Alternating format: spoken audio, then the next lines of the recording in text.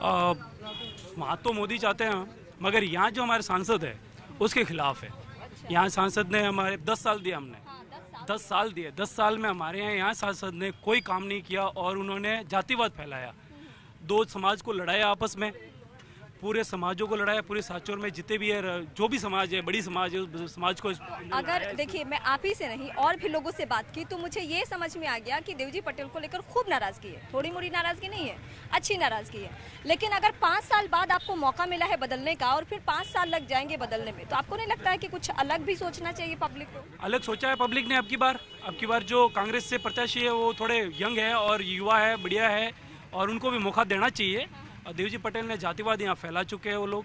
और अच्छा, पहली बार ऐसा हुआ है कि कांग्रेस पार्टी ने जालोर के रहने वाले आदमी को टिकट दिया? हाँ, दिया, क्योंकि सामाजिकरण करके देख सकते, देवासी समाज भी बहुत काफ़ी है। पहले चौधरी समाज के हिसाब से बीजेपी ने दिया, वो भी काफ़ी है, तो यहाँ पे देवासी समाज भी काफ़ी वोटर रहे यहाँ पे। और रतन देवासी यहाँ पे काफ़ी वो भी एक्टिव MLA हैं, पहले भी रह चुके हैं काफ़ी टाइम में, और उनका काम भी बहुत अच्छा है और ईमानदारी सभी के हैं। तो अच्छा, यहाँ के बारे में जब मैं रिसर्च कर रही थी तो मुझे बहुत सारी जानकारियाँ मिली, यहाँ तक कि बूटा सिंह ने यहाँ से चुनाव जीता और 4 बार सांसद रहे हैं। लक्ष्मण बंगारू हालांकि चुनाव नहीं जीते, लेकिन उनकी पत्नी चुनाव जीत गई यहाँ पे।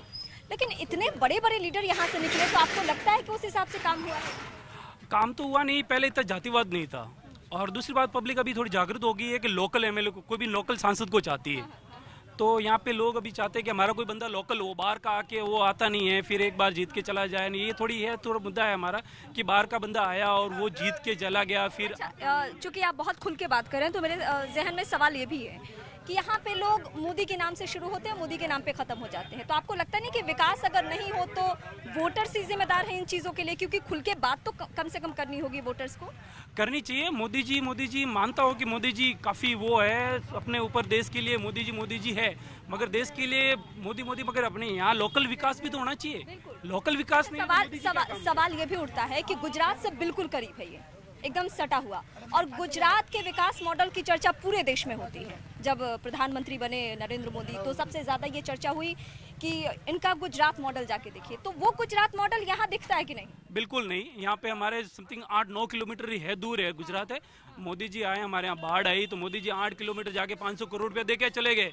मगर राजस्थान में हमारे यहाँ साचो, जहाँ आप खड़े हो, ये दुकान में इतने सारे पानी था, मगर यहाँ पे इनको पानी दिखाई नहीं दिया, क्योंकि हमारे राजस्थान है, ये वो गुजरात है। यहाँ का जो MP, हमारे MP जो अभी बीजेपी का था, उसने बिल्कुल यहाँ पे बताया नहीं कि यहाँ मोदी जी को भी बताया नहीं कि यहाँ बाढ़ आई हुई है। हमारा MP कमजोर था, इसलिए हमें भी यहाँ कुछ मिला नहीं है। बंदे के नुकसान हुए, दुकानों के करोड़ों रुपए का नुकसान हुआ, फिर भी हमें, यानी यहाँ स्थिति अभी भी यही है कि रोजगार के लिए कोई ऑप्शन नहीं। अगर आपको काम धंधा करना है तो आपको जालोर से बाहर निकलना होगा। ऑफ कोर्स हमें ज़्यादातर गुजरात, महाराष्ट्र, समथिंग साउथ में जाना पड़ता है। यहाँ पे लोकल ठीक है, हमारे नर्मदा नहर आई है तो उसके हिसाब से थोड़ा है, बाकी सांचौर में इतना कुछ है नहीं। हमारे MP बिल्कुल हमारा कोई काम का नहीं है। भैया आप बताइए कि